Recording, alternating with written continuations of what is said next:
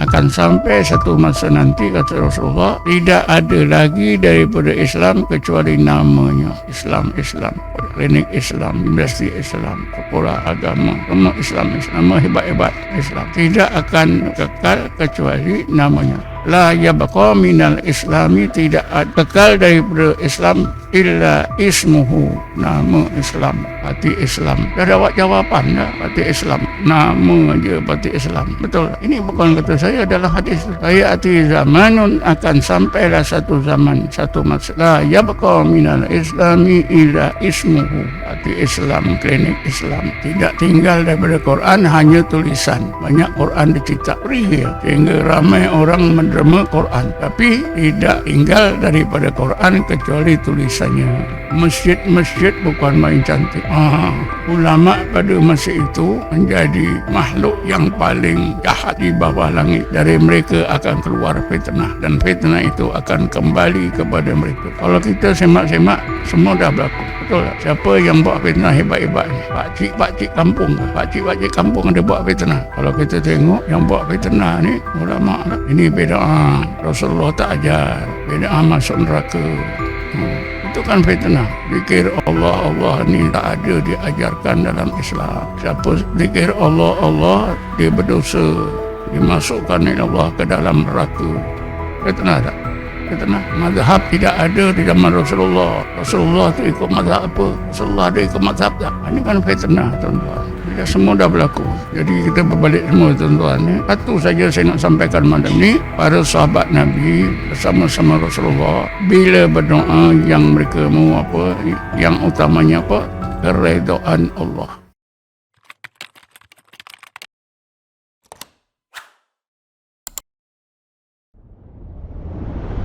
Tuan-tuan dan puan-puan yang dirahmati Allah sekalian,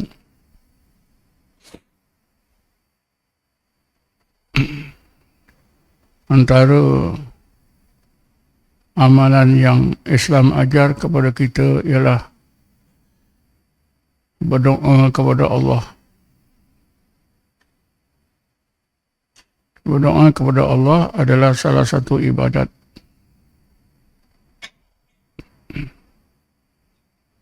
Yang memang disyariatkan, disebut oleh Allah dalam Quran dan sebut di dalam hadis-hadis Nabi. Dan kita sendiri pun setiap hari berdoa.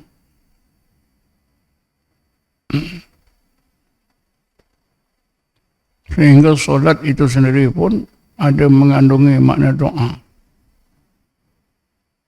Kerana kalimah solat itu dari segi makna bahasa ialah doa. Solat maknanya doa. Orang yang bersolat, dia berdoa kepada Allah Subhanahu wa ta'ala.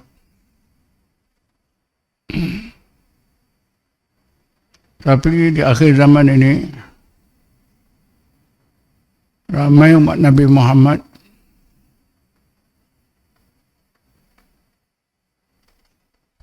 tidak tahu apakah yang sepatutnya diutamakan dalam doa.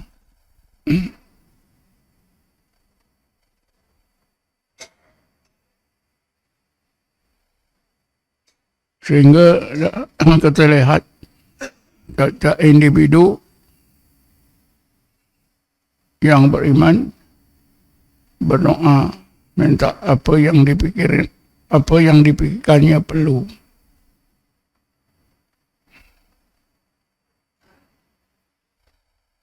Sedangkan dalam sejarah para nabi dan rasul, khususnya sejarah Rasulullah dan para sahabat, mereka ada berdoa minta perkara yang sangat penting. Kerana itu mereka sentiasa berdoa minta perkara yang penting ini. Dan kita tak tahu apakah perkara yang sangat penting yang sepatutnya kita minta kepada Allah dalam doa kita. Sebenarnya apabila kita telitikan dalam ayat-ayat Quran, kita temui perkara yang sangat penting yang diminta oleh dalam doa Rasulullah dan para sahabat. Kita akan temui apakah perkara yang sangat penting yang mereka minta kepada Allah tidak putus-putus.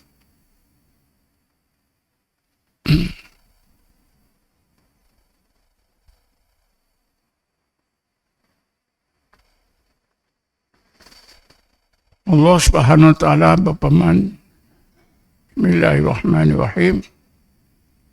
Muhammadur Rasulullah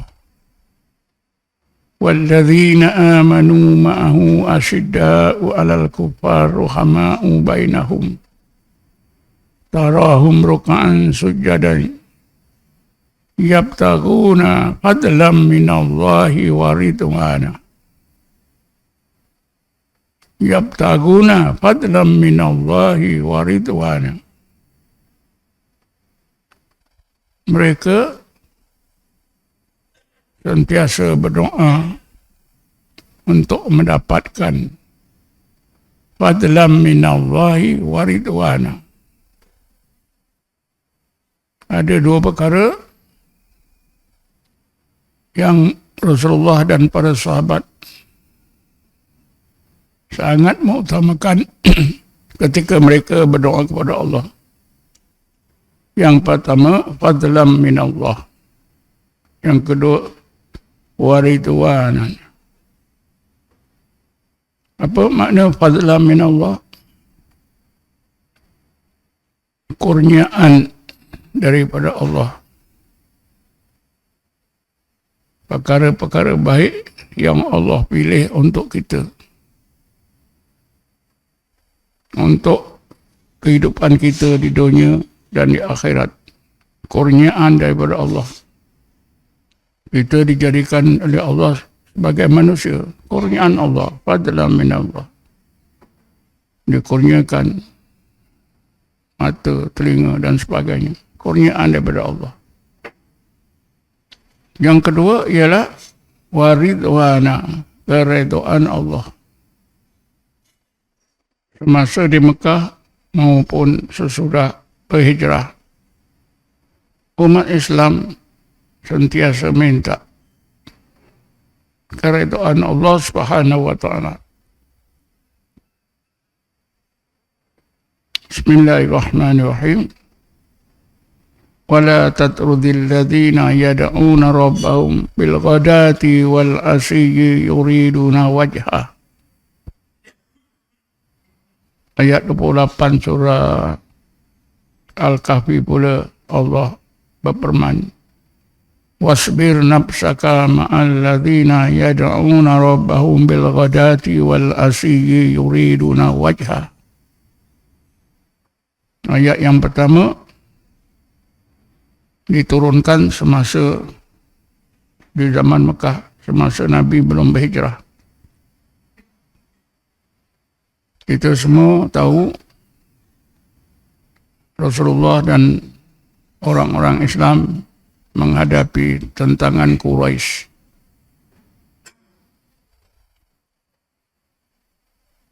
Maka kaum Quraisy minta menuntut berbagai perkara kepada Nabi.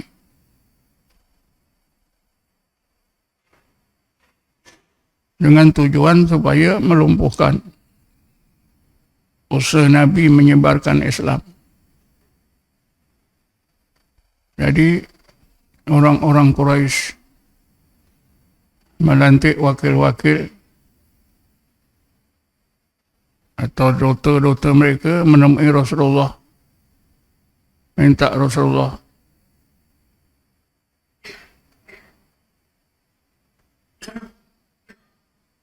supaya Rasulullah jangan biarkan keadaan yang orang Quraisy tak suka, yaitu para sahabat Nabi sentiasa mengerumuni Rasulullah siang dan malam.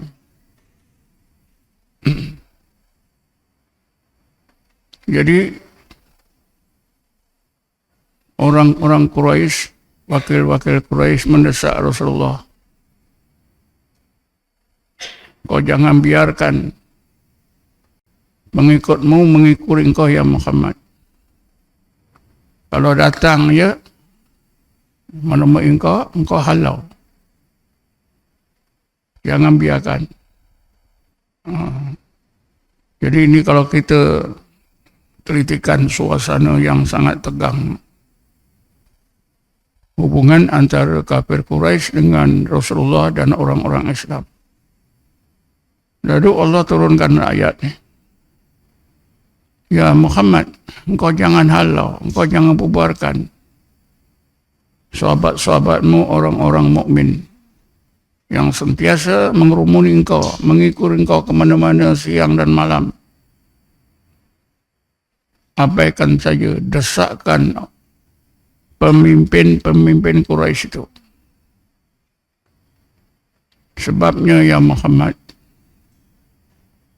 sahabat-sahabatmu orang-orang mukmin yang sentiasa mengikuti engkau kemana-mana itu, yad'una rabbahum bil ghadati wal asyi yuriduna wajhah. Mereka itu sentiasa menyebut dan mengingat Tuhannya Allah. Allah, Allah, Allah, Allah, Allah, la ilaha illallah, la ilaha illallah. Yuriduna wajhah. Yang mereka mau ialah wajah Allah. Wajah Allah ini dimaknakan oleh para ulama ahli sunnah dengan dua makna atau berbagai makna. Antaranya yuriduna wajha dimaknakan dengan mereka mau keredaan Allah. Jadi apa yang satu perkara yang sangat dititik beratkan dalam doa para sahabat di zaman Mekah ialah mereka memohon untuk dapat keredaan Allah. Bukan minta kaya, bukan minta sehat, minta keredaan Allah. Bukan minta menang melawan orang Quraisy, tak ada. Keredaan Allah. Jadi yuriduna wajha, mereka itu sentiasa mau wajah Allah, keredaan Allah. Tapi ada juga setengah ulama menterjemahkan, memberi makna wajhullah ini dengan zat Allah. Tengoklah mana yang sesuai. Dalam ayat 27 surah Ar-Rahman. Bismillahirrahmanirrahim. Wa yabqa wajhu rabbika. Wa yabqa wajhu rabbika dzul jalali wal ikram. Wajhu rabbika di sini yang sesuainya dimaknakan dengan makna zat Allah. Dan sentiasalah kekal zat Allah, Tuhanmu Allah. Kullun man alaiha fanin wa yabqa wajhu rabbika dzul jalali wal ikram. Pada hari kiamat itu seluruh makhluk hilang lenyap, fana, tak ada wujudnya lagi. Wa yabqa wajhu rabbika dzul jalali wal ikram. Yang kekal wujud hanyalah zat Allah. Zat Tuhanmu Allah ya Muhammad. Nah, jadi ayat ini dapat kita dapat memberi maklumat atau fakta yang jelas bahawa kebaikan yang para sahabat Nabi di zaman Mekah selalu minta kepada Allah ialah keredaan Allah. Karena itulah tuan-tuan dan puan-puan, kita utamakanlah dalam doa kita keredaan Allah. Cuba kita ingat-ingat sejarah hidup kita selama ini. Siapa yang berumur 40 tahun, dah 40 tahun. Apa doa yang kita masing-masing utamakan? Yang masih sekolah, nak lulus. Yang belum kerja, nak kerja. Yang kurang duit, nak duit. Ya. Yang sakit, nak sehat. Begitulah seterusnya. Tapi minta keridhaan Allah ada tak? Jawab masing-masing. Tak perlulah begitu saya. Jawab masing-masing kepada Allah. Ya Allah, aku dah salah, ya Allah. Aku jarang sekali ingat minta keridhaanmu, ya Allah. Cerita ini kan satu panduan.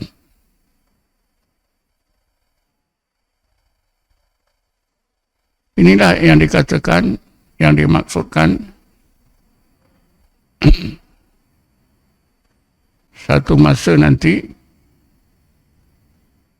yang tinggal dari Islam hanya namanya. Sayati zamanun la yabqa minal islami illa ismuhu. Akan sampai satu masa nanti, kata Rasulullah, tidak ada lagi daripada Islam kecuali namanya. Islam. Klinik Islam, universiti Islam, sekolah agama, semua Islam. Nama hebat-hebat Islam. Tidak akan kekal kecuali namanya. La yabqa minal islami, tidak ada kekal daripada Islam illa ismuhu, nama Islam.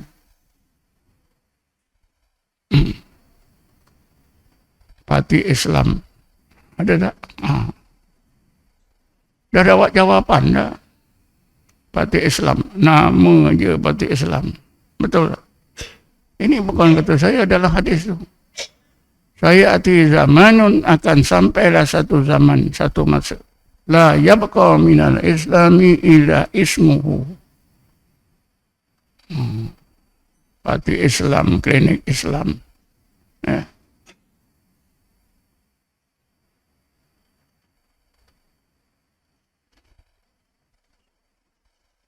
Wala minal Qur'ani illa rasamuhu. Tidak tinggal daripada Quran, hanya tulisan. Yang tinggal tulisan. Banyak Quran dicetak. Free ya. Sehingga ramai orang menderma Quran. Ada kan derma Quran? Oh. Ada program ya, derma Quran. Kita mudah aja bagi RM1. Tapi tidak tinggal daripada Quran kecuali tulisannya. Masajiduhum amiratun. Masjid-masjid bukan main cantik.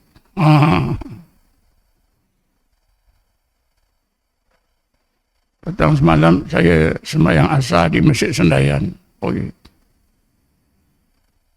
Kawasan saja berapa hektar? 8 hektar ke 14 hektar. Dewan solatnya ada 3. Yang besarnya boleh memuat 3,000. Ada yang boleh muat 1,000. Ada yang boleh muat 800.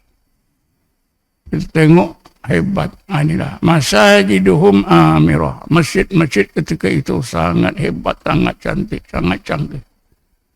sehingga ada masjid terapung. Ada tak masjid terapung?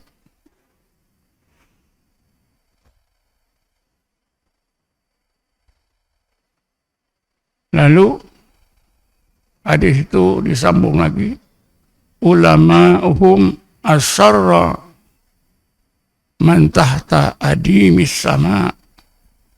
Ulama pada masa itu menjadi makhluk yang paling jahat di bawah langit. Minhum takhrujul fitnah. Dari mereka akan keluar fitnah. Wasata'udu ilaihim. Dan fitnah itu akan kembali kepada mereka. Kalau kita semak-semak, semua dah berlaku. Betul tak? Siapa yang buat fitnah hebat-hebat ni? Pakcik-pakcik kampung ke? Pakcik-pakcik kampung ada buat fitnah. Kalau kita tengok, yang buat fitnah ni, ulama lah. Ini bid'ah. Rasulullah tak ajar. Bid'ah masuk neraka. Itu kan fitnah. Zikir Allah ni tak ada diajarkan dalam Islam. Siapa zikir Allah, dia berdosa. Dimasukkan oleh Allah ke dalam neraka. Fitnah tak? Fitnah. Mazhab tidak ada di zaman Rasulullah. Rasulullah tu ikut mazhab apa? Rasulullah ada ikut mazhab tak? Ini kan fitnah, tuan-tuan.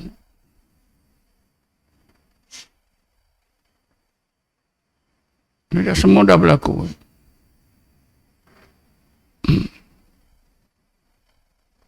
Jadi kita berbalik semua, tuan-tuan. Satu saja saya nak sampaikan malam ni. Para sahabat Nabi bersama-sama Rasulullah, bila berdoa yang mereka mau apa, yang utamanya apa? Keredaan Allah. Kita balik semula lah. Bukan bermakna kita tak boleh minta yang lain, boleh. Tapi utamakan. Itu di Mekah. Bila kita lihat sesudah Rasulullah berhijrah, orang-orang Islam Mekah pun berhijrah ke Madinah. Berhijrah ke Madinah. Mereka pun sama saja. Direkodkan ya Allah dalam surah Al-Kahfi ayat 28. Bismillahirrahmanirrahim. Wasbir nafsaka ma'al ladzina yad'una rabbahum bil ghadati wal 'ashiyyi yuriduna wajha. Kalau di Mekah, Rasulullah menghadapi tentangan Quraisy. Di Madinah, Rasulullah dan umat Islam menghadapi kerenah orang-orang Yahudi. Hampir sama. Orang Yahudi pun mendesak Rasulullah. Ya Muhammad, engkau jangan layanlah sahabat-sahabatmu. Engkau asyik layan dia je. Sehingga ketua Yahudi nak jumpa engkau pun tak selesa. Mereka nak jumpa engkau berbincang-bincang. Tapi bila engkau dikerumuni oleh sahabat-sahabat, maka ketua-ketua kami, ketua-ketua Yahudi tak selesa, mereka tak ada peluang nak bercakap dengan keadaan yang selesa. Turunlah ayat Quran. Ayat 28 suratul Kahfi. Wasbir nafsaka, ya Muhammad. Engkau sabarkan saja hatimu. Ma'alladzina, untuk terus berserta bersama-sama di mana-mana saja dengan sahabat-sahabatmu, orang-orang mukmin Mereka itu yad'una rabbahum bil ghadati wal asyi. Mereka itu sentiasa berzikir, menyebut Allah, Allah, Allah. Yang mereka mau ialah keredaannya. Takkanlah tuan-tuan, fakta yang bunyi jelas tak dapat menyadarkan hati kita. Cukup jelas. Umat Islam di zaman Mekah, zaman Madinah,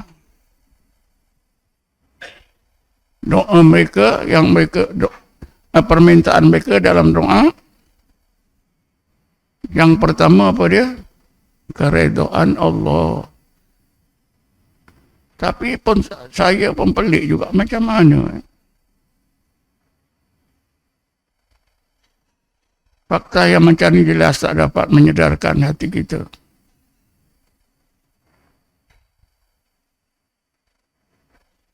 Kita asyik minta yang lain, yang kita fikir besar. Sedangkan yang kita fikir besar itu kecil. Yang kita fikir berharga itu murah. Yang paling berharga ialah keridaan Allah. Kalau kita dah dapat keridaan Allah, apa kebaikan yang Allah tak bagi?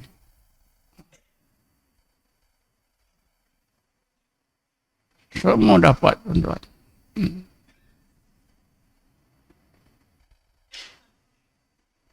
Sebab itulah segulungan sahabat Nabi yang digelarkan oleh Allah dengan gelaran ulul albab, mereka pun berdoa mengharap keridaan Allah. Ayat 23 surah Ar-Ra'd. Bismillahirrahmanirrahim. Walladzina sabaru ibtigha'a wajhi rabbihim. Mereka itulah orang-orang yang mampu bersabar semata-mata mau keredaan Allah. Hebat tuan-tuan, keredaan Allah. Tapi bila saya sebut ni, macam mana hati tuan-tuan? Alah, ini dah. Balik nanti doa lain, Pak. Minta apa? Naik gaji. Bila kita minta keredaan Allah, dalam keredaan Allah itu, apa nikmat, apa rahmat zahir batin yang Allah tak akan bagi.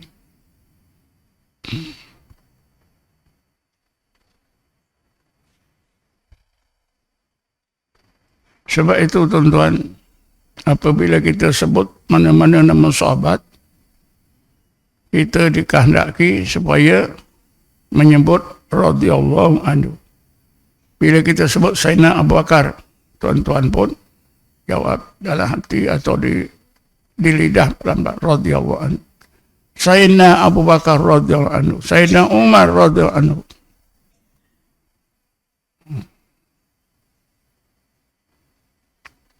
Kenapa? Karena disebut oleh Allah.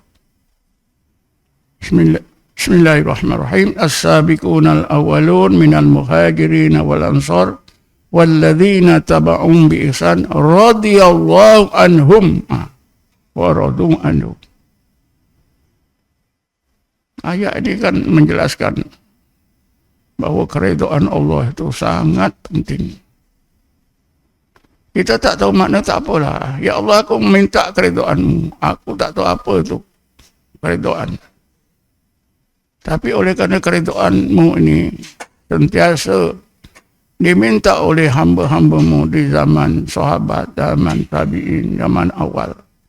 Aku yakin, ya Allah, keredaanmu inilah satu kebaikan yang sangat mahal harganya.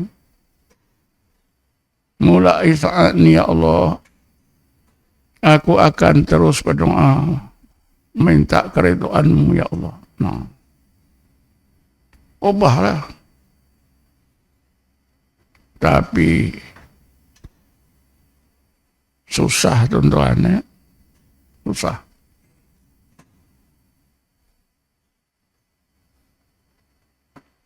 orang bertanya pada saya, Ustaz, kenapa ya orang-orang Malaysia, orang Indonesia, puasa sebulan cukup, tapi solat malas.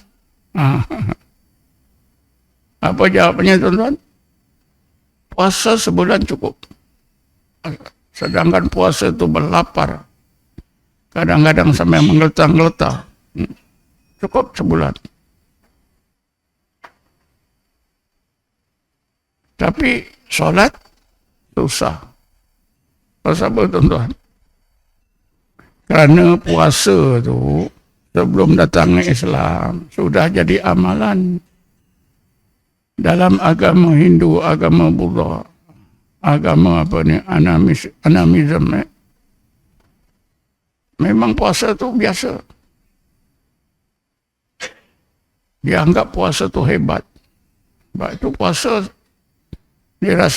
mereka rasa ada kelebihan. Tapi solat ni apa? Jadi kalau solat memang susah, apatah lagi berdoa minta keridhaan Allah. Yang susah, tuan-tuan. Dalam duduk ayat ni menceritakan apa tadi? Amalan yang diamalkan oleh para sahabat zaman Mekah, zaman Madinah. Iaitu amalan zikrullah. Yada'una rabbahum. Allah, Allah, Allah, Allah. Itulah. Yada'una rabbahum. Bil ghadati wal asyi, sepanjang siang dan malam.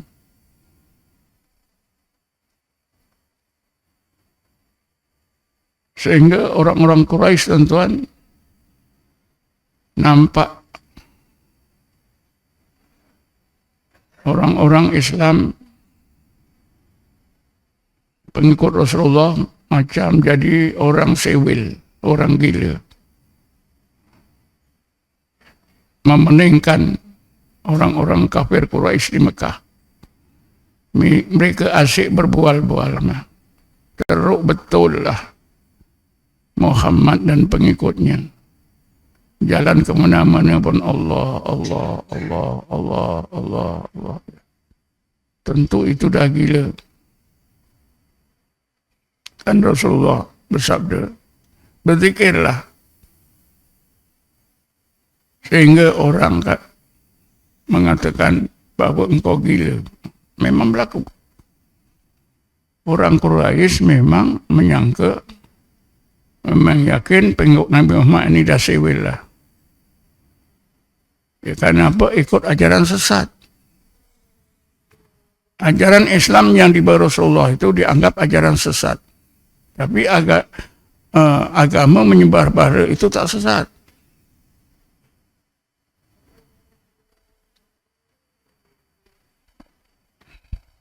Bang, tuan-tuan dan puan-puan yang dirahmati Allah sekalian,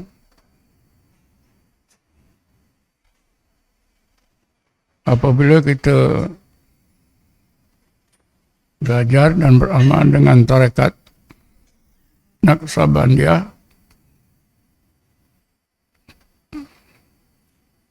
antara perkara yang perlu kita sedari membawa perubahan besar dalam doa kita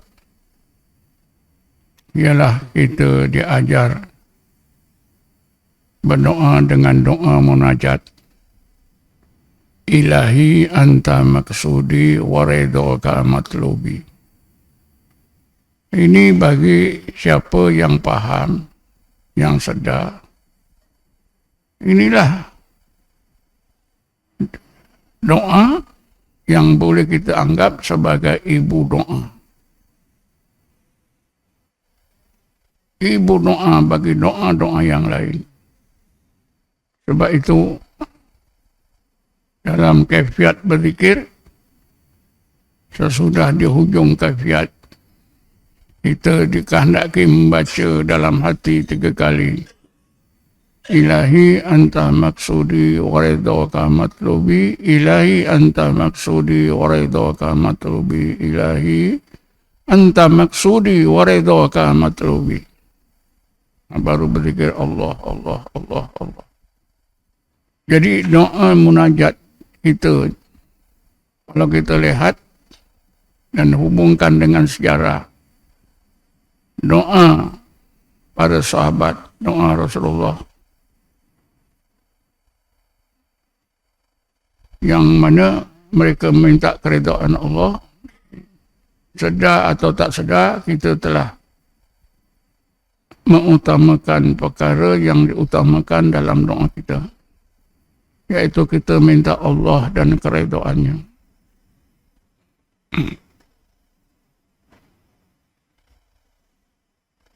Dan apabila kita berzikir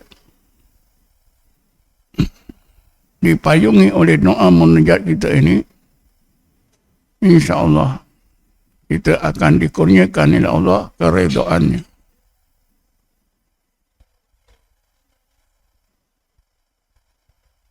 Allah Subhanahu wa taala berfirman ayat 27 hingga 28 suratul Fajr. Bismillahirrahmanirrahim. Ya ayyatuhan nafsul mutmainnah irji'i ila rabbiki radiyatan mardiyah. Wahai nafs yang mutmainnah. Nafsul mutmainnah ni tuan-tuan, boleh kita bagi makna dengan 3 makna. Mana-mana satu betul. Wah, yang pertama, nafsul mutmainnah ni dimaknakan dengan hati yang mutmainnah. Karena dalam ayat 28 surah Ar-Ra'd Allah berfirman, Bismillahirrahmanirrahim, alladzina amanu wa tatma'innu qulubuhum bidzikrillah. Mereka itu orang beriman, beramal saleh, hati mereka mutmainnah dengan zikrullah. Jadi apabila Allah berfirman, ya ayyatuhan nafsul mutmainnah, nafsul mutmainnah itu boleh kita beri makna berdasarkan ayat 28 surah Ar-Ra'd. Ya, nafsul mutmainnah itu bermakna hati yang mutmainnah. Wa tatma'innu qulubuhum bidzikrillah. Ala bidzikrillah tatma'innul qulub. Yang kedua boleh juga diberi makna dengan makna jiwa.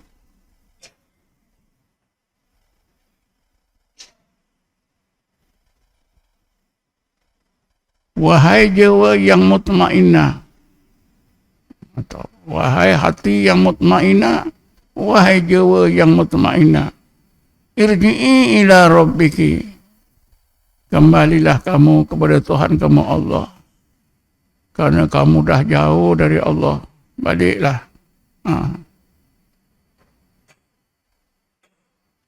Baliklah mengenal Allah, menghadap Allah, musyahadah terhadap Allah seperti dulu. Radiyatan mardiyah. Ini ya tuan-tuan.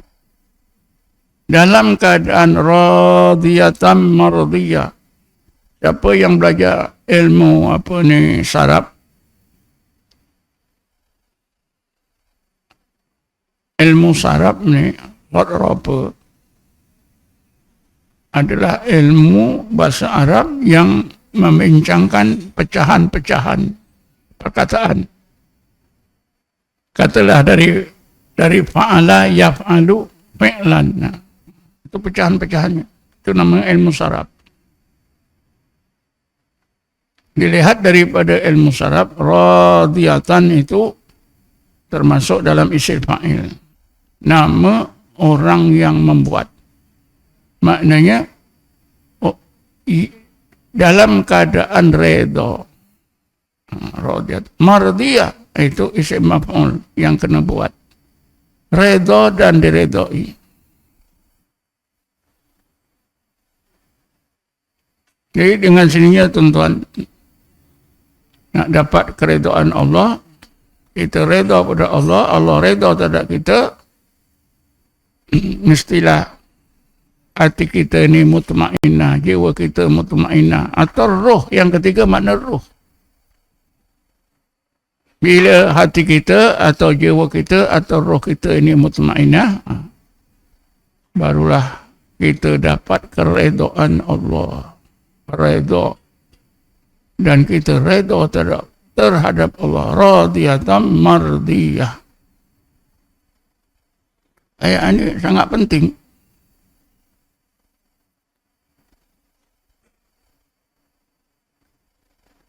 Jadi bila kita berzikir dalam tarekat Naqsabandi ini, memanglah perjalanan rohani kita ini menuju kepada tadi ya. Ke mana? Untuk sampai kepada nafsul mutmainnah. Bila sampai ke tingkat nafsul mutmainnah, kita dapatlah radiyatan mardiyah. Kita redha dan diredai oleh Allah Subhanahu wa ta'ala. Jadi amalan kita zikir dalam tarekat Naqsabandiyah ini bukan amalan remeh, bukan amalan kecil, bukan amalan yang kecil, remeh. Alah, tak zikir pun tak apa, asal solat, asal puasa. Jangan cakap gitu tuan-tuan ya.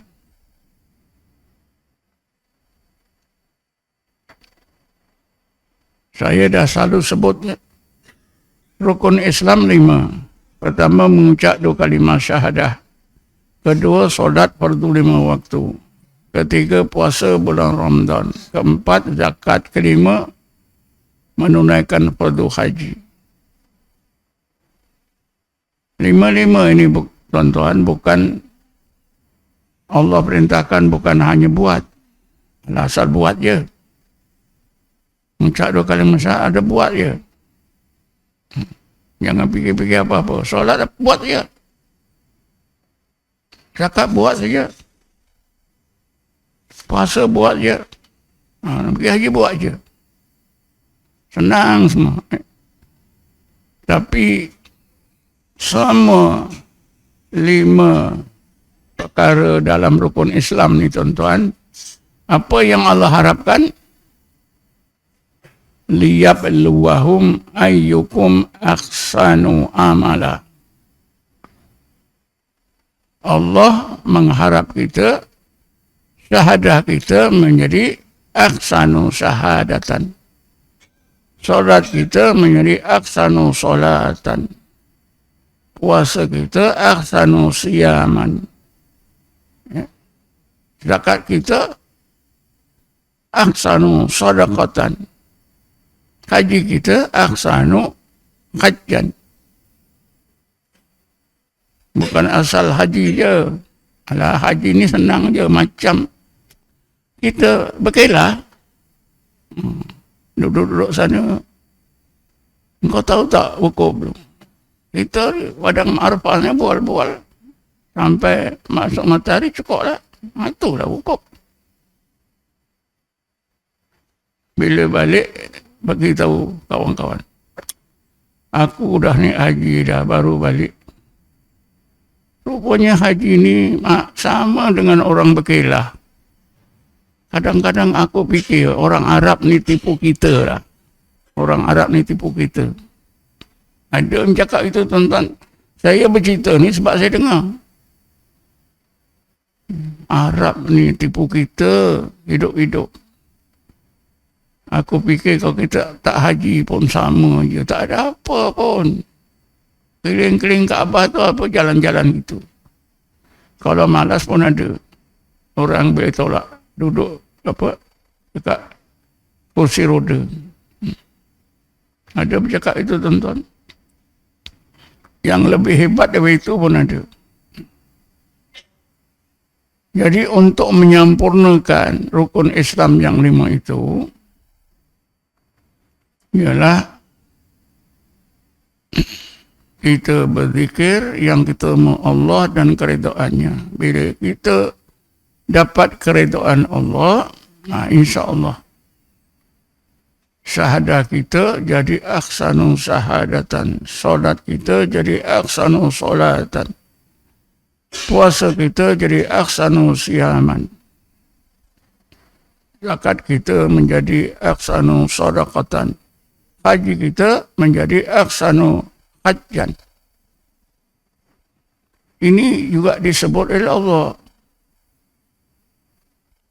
Golongan yang macam ini, semua ibadat sebaik-baik ibadat.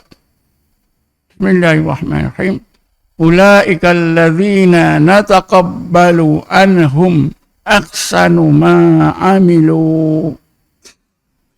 Mereka itulah orang-orang yang amalan mereka kami terima kerana mereka beramal sampai ke tingkat ahsan. Amalan mereka menjadi ahsanu amala.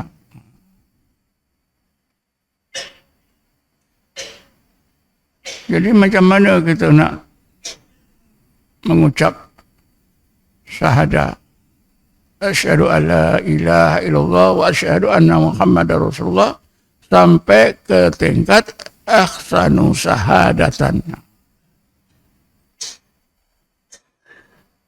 Memanglah seorang kafir dia masuk Islam, ada ustaz yang memimpin duduk di depan ustaz. Si kafir ni pun mengucap asyhadu alla ilaha illallah wa asyhadu anna muhammadar rasulullah. Alhamdulillah dia dah Islam.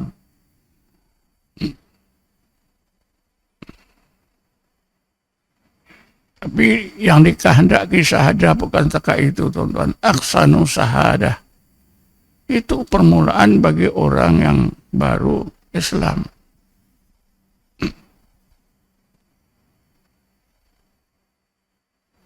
Jadi peranan sangat besar, tuan-tuan. Kita bertarekat dan kita dalam tarekat kita ini, kita diajar dengan doa munajat.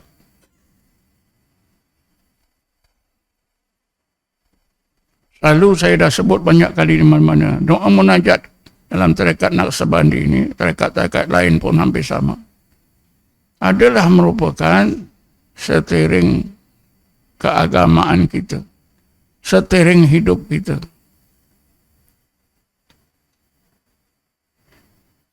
Sebab itu siapa yang dah bersolok,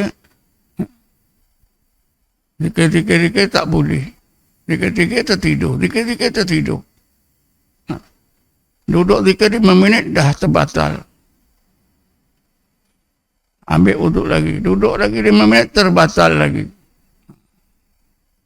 Bila melapor pada yang menjaga solok, kenapa saya asyik terbatal? 5 minit, 10 minit terbatal. Apa perintahnya? Nanti awak banyakkanlah munajat. Ilahi anta maksudi wa ridhaka matlubi. Nanti datanglah pertolongan Allah. Yang selalu terbatal hilang. Yang zikir terus tertidur hilang. Jadi cergas.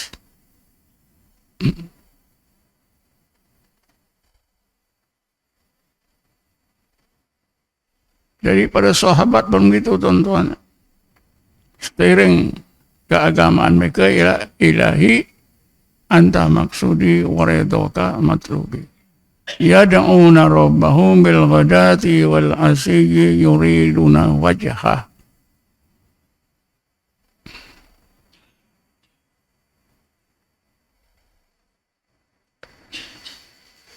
Kalau kita malas-malas nak solat, cuba kita baca dalam hati.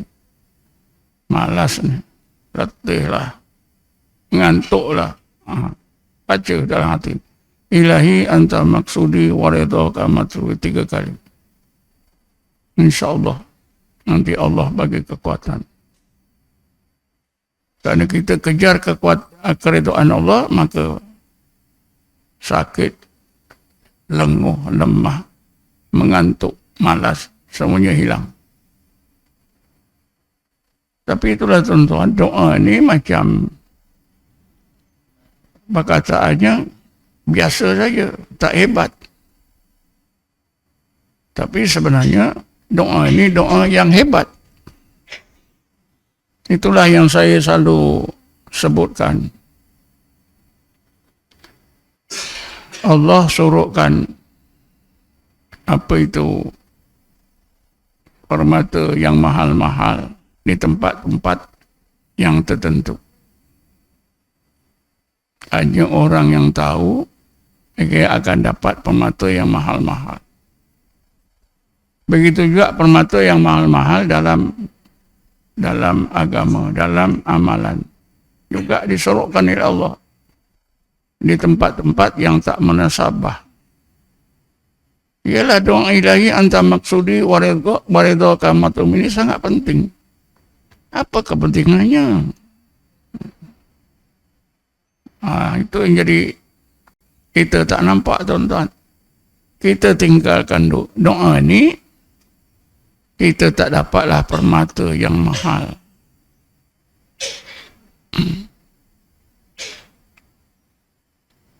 Sedangkan doa inilah doa yang mengandungi permata yang mahal-mahal. Paling mahal, paling berharga. Memang tuan-tuan, mereka yang tahu rahsia-rahsia di mana permata yang mahal-mahal itu orang tertentu saja.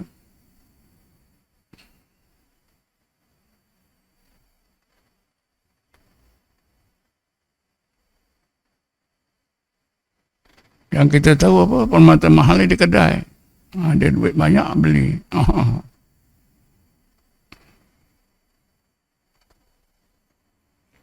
Sebab itu Imam Ghazali ada karang sebuah buku.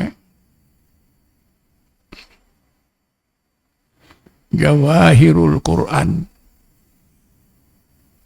Jawahirul Quran ni kalau bahasa kita berbagai permata yang mahal-mahal yang terdapat dalam Quran. Itu pun orang tak mau baca juga buku ini. Imam Ghazali beri title bukunya itu Jawahirul Quran supaya menarik perhatian kita. Apa ya permata Quran yang aku nak baca lah. Tak tertarik hati juga. Bukunya pun tonton tak ada. Nak baca lagi. Kalau dengar macam ni, besok pagi cari buku ni. Jawahirul Quran. Carilah. Terjemahnya dalam bahasa Indonesia sudah ada. Jawahirul Quran. Permata Quran. Malam ni saya cerita apa? Jawahirul Doa. Munajat. Doa munajat. Permata yang mahal dalam doa munajat kita, ilahi anta maksudi waridhaka matlubi.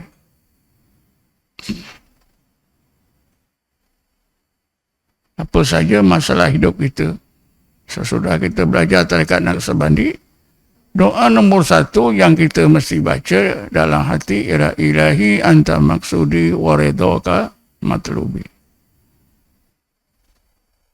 Tapi siapa di antara kita yang menyedari hakikat ini? Tak ada.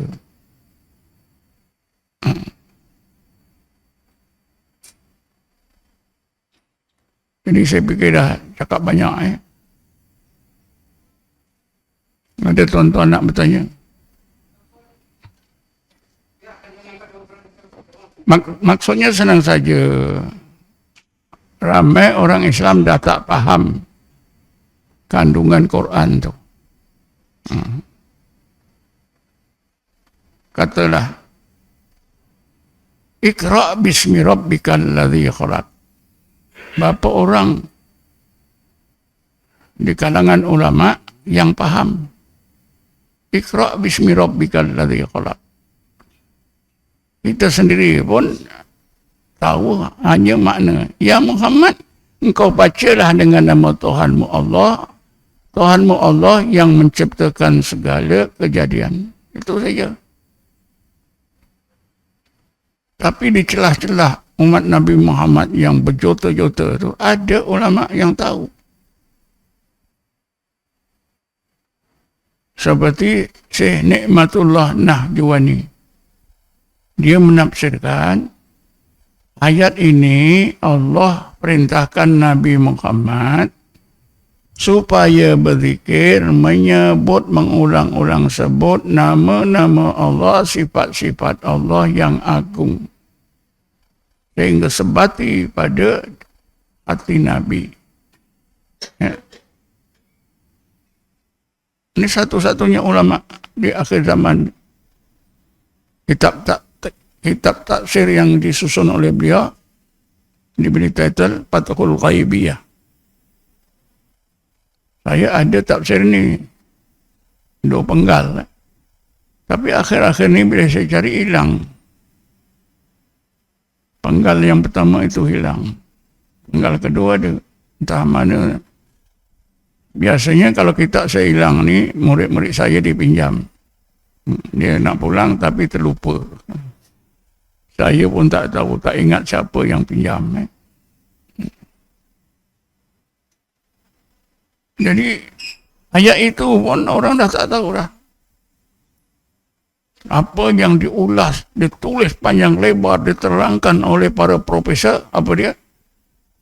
Ini menunjukkan bahawa Islam ini mau kemajuan ilmu. Ya. Membaca inilah asas ilmu. Ini timbulnya lah sekolah dalam Islam, universiti Islam. Itu betul. Tapi itu yang tersurat. Yang tersirat, tak faham. Yang tersirat tak faham. Banyak ayat-ayat Quran itu tak dapat dipahami. Maksudnya yang tersirat. Yang tersurat semua faham. Dalam suratul A'la Allah berfirman, "Fadzakir inna fa'ati dzikra sayadzakkaru man yakhsha." Fadzakir inna fa'ati dzikra sayadzakkaru man yakhsha. Yang tersurat ini orang tahu. Yang tersirat ramai orang tak tahu.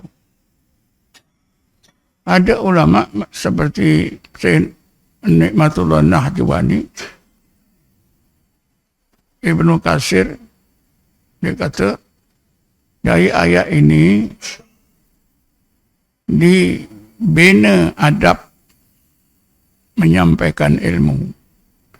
Ilmu yang nak disampaikan oleh seseorang tidaklah sesuai dengan taraf akal orang yang menerimanya. Lalu dalam kitab-kitab, ilmu ini sangat tinggi, tak boleh diajar kepada yang bukan ahli. Jadi isu besar. Inilah orang-orang sufi. Mereka ada ilmu, nak diajar pada kalangan mereka saja. Orang lain tak boleh mendengar. Yang bukan ahli tak boleh dengar. Sampai macam ini tuan-tuan. Apa tadi? Taraf kepahaman. Memanglah ilmu itu mesti diajar pada ahlinya. Matematik untuk sekolah rendah. Ajarlah untuk sekolah rendah. Budak-budak sekolah rendah itu ahlinya. Tapi kalau matematik universiti ini diajar budak sekolah rendah, itu bukan ahlinya. Yang itu pun tuan-tuan berdebat. Tak habis-habis. Sebab itu polemik ilmu antara ulama tasawuf dengan fuqaha ini berlaku beratus tahun. Sehingga zaman Ibnu Khaldun pun perdebatan itu begitu hebat. Lalu Ibnu Khaldun memuatkan dalam kitabnya Muqaddimah. Dia kata apa? Istilah-istilah tafsiran-tafsiran yang dibuat oleh ulama tasawuf, hanya ulama tasawuf sendiri yang faham. Hanya ulama tasawuf sendiri yang boleh membincangkan, menjelaskan. Mereka yang bukan ulama tasawuf tidak boleh. Kalau tuan-tuan ingin nak tahu ya, satu amalan Rabithah Guru akhir 70-an, awal 80-an sampai tahun 90-an. Ditampal mana-mana masjid di Selangor. Masjid dan surau di mana-mana negeri. Jawatan kuasa yang rajin ditampal. Tanda-tanda ajaran sesat. Antara lain apa? Bila berzikir, memandang wajah guru. Memandang wajah guru. Bila berzikir, bila solat, beribadat, membayangkan wajah guru itu sesat.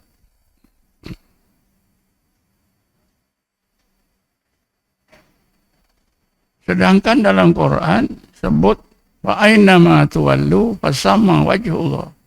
Mana saja kamu kemana saja kamu lemparkan pandangan mata mata kepada kamu rasa adanya Allah. Oleh kerana dah tak faham tuan-tuan. Sampai dah berbelas tahun. Akhirnya pihak yang berkuasa terbaca buku sana, baca buku sini, baru dia ubah pandangan mereka. Oh, Rabithah ni boleh. Ada Rabithah yang wajib. Seperti kita solat menghadap kiblat. Kiblat itu Rabithah hati kita yang wajib. Kalau solat tak menghadap kiblat, tak sah. Ada yang sunat. Ada yang dilarang. Mengambil masa tuan-tuan. Jadi gitulah ya. La yabqa minal Qur'ani ila rasamuhu, maknanya Quran tu ada dicetak banyak macam-macam rupa yang cantik-cantik, dihias dengan warna-warni, ya. Tapi makna atau maksudnya yang sebenar orang ramai dah tak faham. Tak faham. Ada faham cara lain. Bila turun ayat Quran, ya. Fankihu ma taba lakum minan nisa'i masna wa sulasa wa ruba'. Fa in khiftum an la ta'dilu fawahidah. Ini ayat ini Allah perintahkan orang Islam kalau berkahwin paling banyak 4. Tapi ada yang menafsirkan Nabi Muhammad tipu umatnya. Dia kahwin 9. Dia suruh sahabat-sahabat kahwin 4 je. Ada yang menafsirkan macam tu tuan-tuan. Kan itu dah hilang. Dia tak tahu macam mana.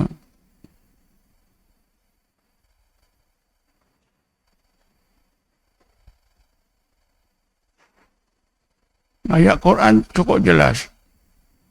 Bismillahirrahmanirrahim. Ma atakumur rasulu fakhuduhu wa ma nahakum anhu fantahu. Apa yang Rasulullah ajar, buatlah. Apa yang Rasulullah larang kamu untuk melakukannya, maka kamu jangan buat. Jelas ya? Tapi pahaman Wahbi apa dia? Semua ibadat mesti dicontohkan oleh Rasulullah. Kalau apa-apa amalan Rasulullah tak contohkan, itu bid'ah. Bid'ah masuk neraka. Kan dah jauh tuan-tuan. Yang kita tak boleh buat apa dia? manahakum anhu. Apa yang Rasulullah larang, itu saja. Fantahu, maka kita berhenti, jangan buat. Kan banyak perkara yang Rasulullah tak suruh secara apa spesifik, secara tertentu, secara khusus. Rasulullah tak suruh dan Rasulullah tak larang.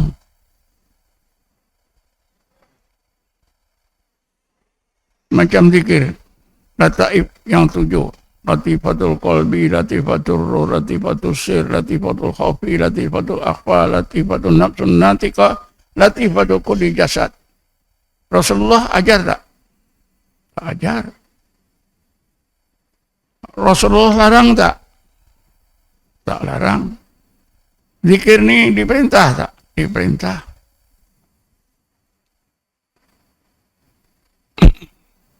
Jadi perkara baik yang Rasulullah tak suruh, tapi Rasulullah tak larang, boleh dibuat.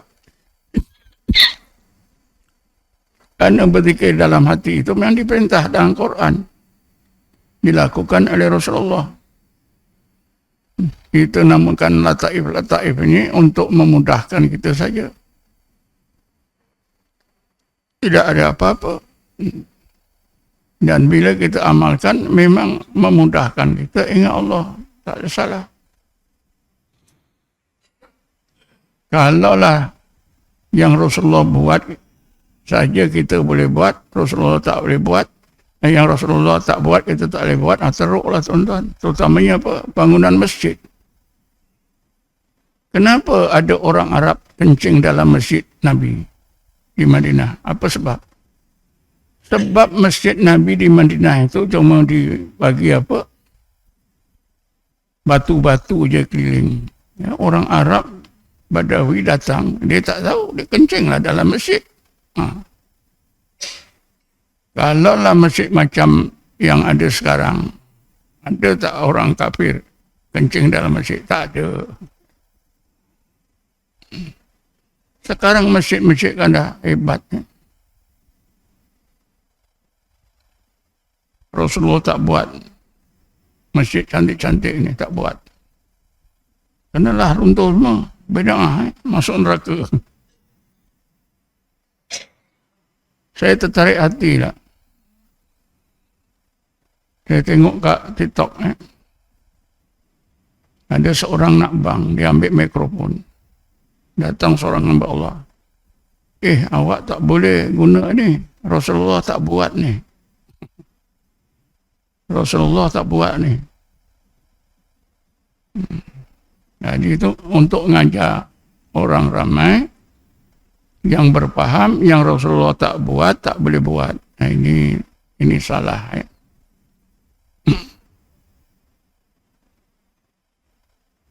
Jadi saya terangkan ya. La yabqa minal Qur'ani ila rasamu. Ini sudah berlaku ya. Sudah berlaku. Walaupun mesti banyak didirikan kepahaman ulama tentang ayat-ayat Quran sudah jauh daripada hakikat yang sebenar. Itu maksudnya. Ada lagi? Soalan saya nak tanya macam mana cara kita nak menghayati ataupun memahami syahadah kita supaya syahadah kita juga menjadi ahsanu syahadah. Wallahu a'lam. Nah, itulah ya. Siapa yang dah suluk? Awak dah suluk belum? Belum suluk. Bila dah zikir lataif yang 7, ya, nanti meningkatlah kepada wukuf qalbi. Wukuf qalbi itu hati kita berzikir terus Allah, Allah, Allah. Kita merasa memandang zat Allah yang disebut dalam Quran, laisa kamislihi syai'un walam yakun lahu kufuwan ahad. Bila Allah sampaikan orang yang berzikir ini kepada hakikat hukuk qalbi pada masa itu. Yang pertama, ingatan orang tersebut semata-mata tertumpu pada Allah. Berbagai rasa kerohanian akan berlaku yang tak perlu saya sebut ni. Sesudah hukuk qalbi ini tercapai, barulah ditingkatkan kepada nafi isbat la ilaha illallah dengan diiringi doa ilahi anta maksudi wa ridhaka matlubi la maksuda illallah. Kalau nafi isbat ini jadi diterima oleh Allah, barulah syahadah kita asyhadu an la ilaha illallah itu Allah sampaikan kepada tingkat ahsanu syahadah. Antara yang akan berlaku. Ya.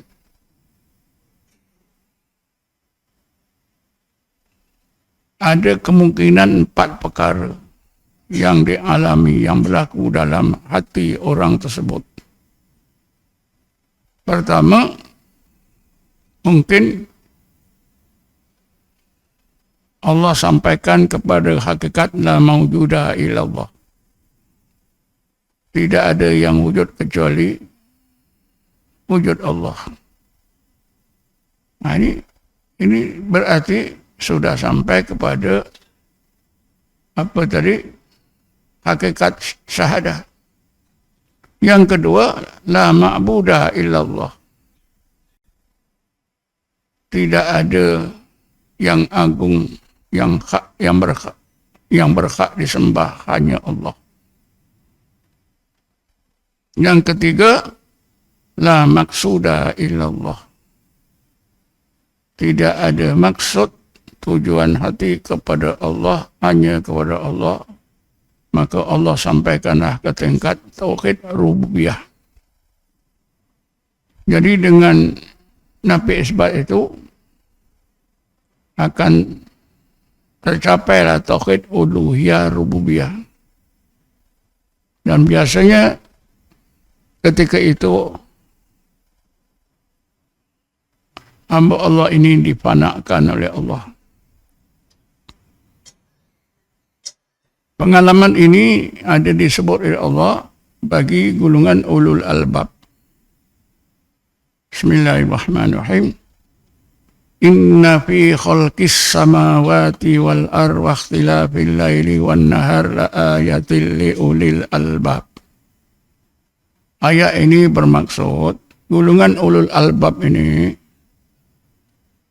dengan rahmat Allah, berbagai hijab yang melindungi pandangan mata hati atau pandangan roh mereka diangkat oleh Allah. Maka pandangan mata hati mereka nampak alam malakut, kejadian di langit dan di bumi, dan peredaran masa malam dan siang. Ketika itulah ulul albab ini difanakan oleh Allah.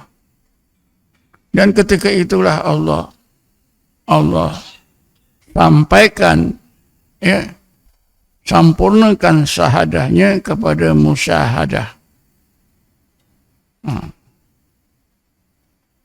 Sebab itu musyahadah dipinasikan oleh setengah ulama tasawuf. Al-musyahadatu hiya ru'yatu ayatil haqqi bil basirati min ghairi subhatin ka'annahu ra'ahu bil aini. Musyahadah. Jadi daripada syahadah kepada musyahadah. Bila sampai ke tingkat musyahadah ni, maka syahadah kita sampailah ahsanu syahadatan.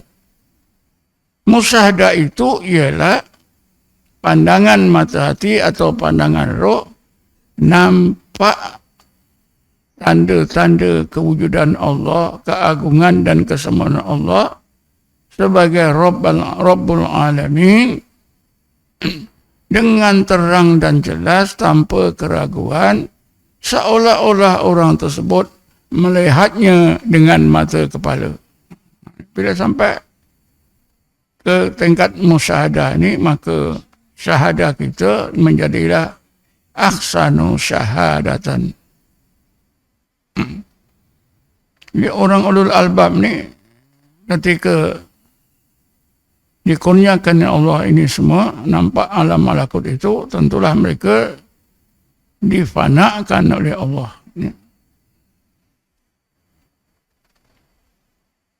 Sebab itulah kita mengenal Allah itu ada dua kaedah, ya? Atau dua tahap. Tahap permulaan mengenal Allah dengan akal. Dikenali mengenal Allah secara sama'i dengan berdalilkan dua dalil. Dalil nakli, ayat-ayat Quran, hadis Nabi, dan dalil akli dan dalil akal. Yang kita dapat ilmu mengenal Allah di peringkat akal secara sama'i. Ini permulaan. Mengenal Allah yang tertinggi, lanjutan daripada sama'i, ialah mengenal Allah secara zauqi. Mengenal Allah secara zauqi ini dengan cara berzikir dan tafakur yang berterusan. Sehingga apabila Allah bukakan berbagai hijab yang melindungi pandangan mata hati, pandangan mata hati nampak alam malakut. Ketika itulah orang tersebut difanakan oleh Allah. Maka ilmu mengenal Allah yang pada akal tadi ditingkatkan oleh Allah ke dalam hati. Jadi ilmu yang pada akal bila disampaikan oleh Allah, tingkatkan ke dalam hati, dinamakan makrifah. Ilmu dalam hati, ilmu mengenal Allah dalam hati inilah ma'rifatullah. Ini dinamakan mengenal Allah secara zauqi. Jadi bila kita dapat mengenal Allah secara zauqi, maka syahadah kita sudah meningkat kepada musyahadah.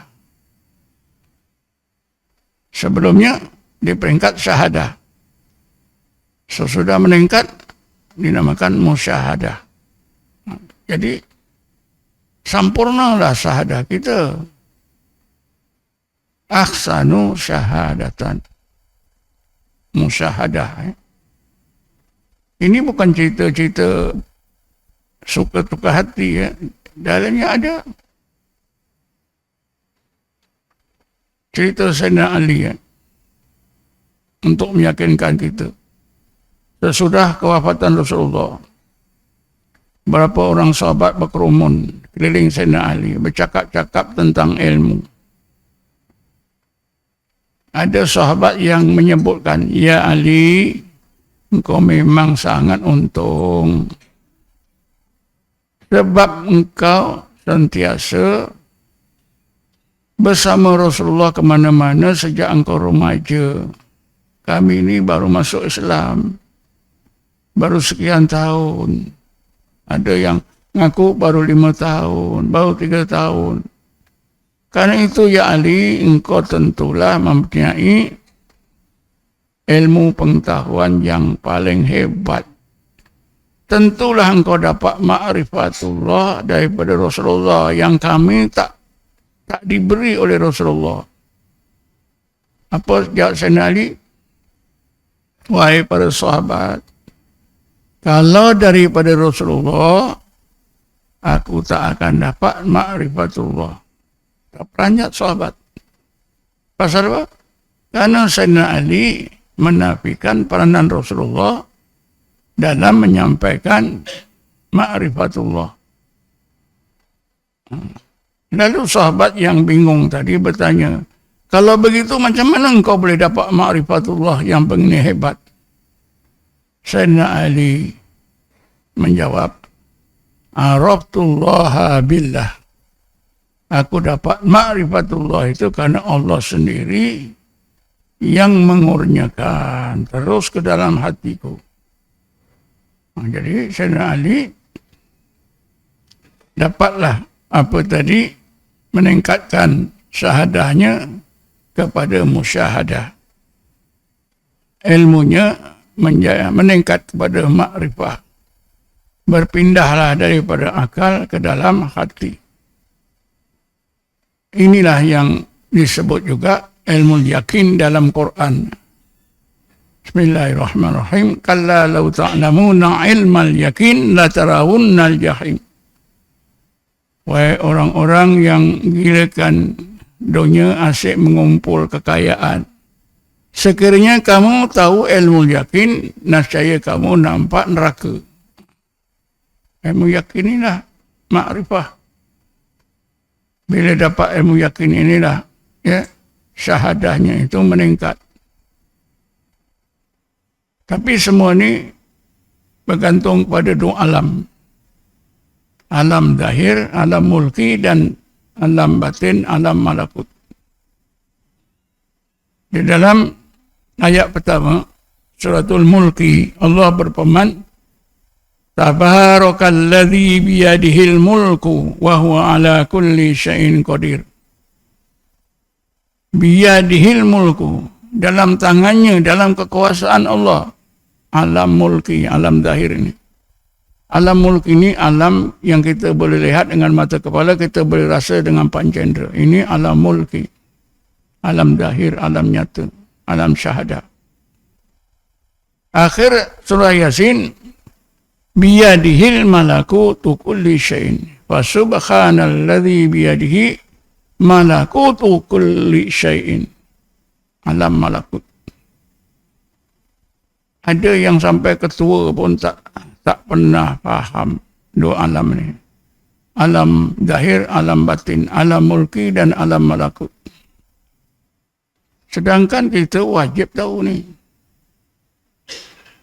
Kita duduk ni di alam apa? Alam mulki, alam zahir, alam nyata. Boleh kita rasa dengan panca indera, boleh kita lihat dengan mata kepala. Alam mulki. Itu di dalam kekuasaan Allah. Batinnya alam malakut. Wa subhanalladzi biyadihi malakutu kulli syai'in. Jadi alam mulki, alam malakut semuanya dalam kekuasaan Allah. Dua-duanya ada penggunaannya yang sangat hebat, yang sangat penting untuk mengenal Allah. Kalau kita lihat dengan mata kepala alam mulki, kita kenal Allah pada akal. Dapat apa? Dalil akli. Bila kita melihat alam malakut dengan pandangan mata hati, alam malakut ni tak boleh dilihat oleh mata kepala. Tak boleh dirasa dengan panca indera. Hanya boleh dilihat oleh pandangan mata hati apabila Allah bukakan berbagai hijab. Bila kita boleh nampak rahsia-rahsia Allah di alam malakut. Bila? Semua kita boleh. Bila? Bila kita mati. Bila seseorang itu mati, Allah berfirman, "Fakashafna anka ghita'aka fabasarukal yauma hadid." Kami kasyafkan, angkatkan berbagai penutup yang menutupi pandangan roh kamu, pandangan mata hati kamu. Maka pandangan roh kamu ketika itu tajam dan tembus. Bila mati saja tuan-tuan, roh kita terpisah di tubuh, roh kita nampak. Kan saya dah sebut macam-macam. Kadang-kadang sebelum mati, Allah bukakan hijab. Macam Fir'aun, timbul tenggelam, dia rasa nak mati. Ketika itu Allah bukakan berbagai hijab yang menghijab pandangan mata hati Firaun. Dia nampak semua kebenaran yang disampaikan oleh Nabi Musa. Dia ingin beriman, tapi tak aci dah. Ya. Kalau tuan-tuan ada pengalaman, lihat kawan ke saudara mara ke siapa-siapa yang koma di hospital berbulan-bulan. Kebetulan tuan-tuan ketika melawat kali ini dia nak meninggal. Kita tengok mengalir air mata. Kiri kanan. Apa tu bacaannya? Sudah terbuka hijab. Dia nampak kebenaran Allah. Dia ingat dosa-dosanya. Tapi dah tak larat dah. Taubat dah tak boleh diterima. Pengalaman seperti Firaun tu sudah berlaku. Menangis. Kita pun tertanya-tanya kenapa ya? Saudara kita tadi, kita tengok hospital. Dia menangis. Alah, aku dah tengok. Semalam pun dia dah macam tu dah. Meleleh air mata. Nangis. Dalam keadaan tak sedar. Itu dah terbuka hijab. Dia dah nampak kebenaran Allah. Dia menyesat. Tapi dah saat gor-goroh, saat nak mati, taubat dah tak cira. Jadi, melihat alam malakut. Untuk mengakhiri keterangan ini, saya sebutkan pengalaman Nabi Ibrahim. Bismillahirrahmanirrahim. Wa kadzalika nuri Ibrahim malakutas samawati wal ard waliyakuna minal muqinin. Demikianlah kami perlihatkan, kami ajarkan terus ke dalam pandangan hati Ibrahim alaihissalam. Rasa-rasa kami di alam malakut, kejadian di langit dan di bumi. Supaya dengan itu Nabi Ibrahim menjadi orang yang yakin sesudah beriman. Jelas ya, sangat jelas. Nabi Muhammad di Isra' Mi'rajkan untuk apa? Linuriyahu min ayatina. Supaya kami dapat perlihatkan, ajarkan rahsia-rahsia kami yang ada di alam malakut. Terus ke dalam pandangan hati Muhammad sallallahu alaihi wasallam. Sama.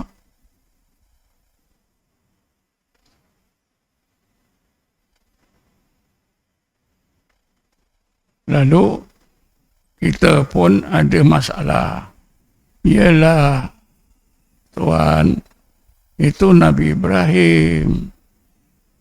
Munasabahlah kalau Allah tunjukkan rahsianya di alam malakut. Itu Rasulullah ketika di Isra' Mi'rajkan. Munasabahlah, tapi kita ni siapa dia? Tadi dah contohkan umat Nabi Muhammad golongan ulul albab. Inna fi khalqis samawati wal ardi wa ikhtilafil laili wan nahari la ayatil li ulil albab. Maknanya kita ada peluang. Peluang keemasan, peluang seluas-luasnya.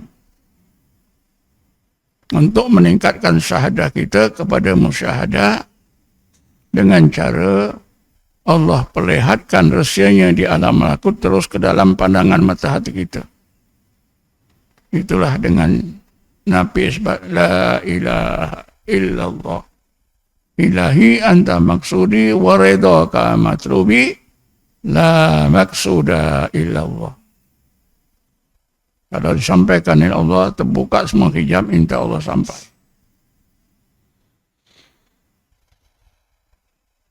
Dengan kata lain, dengan cara Allah fanakan kita, maka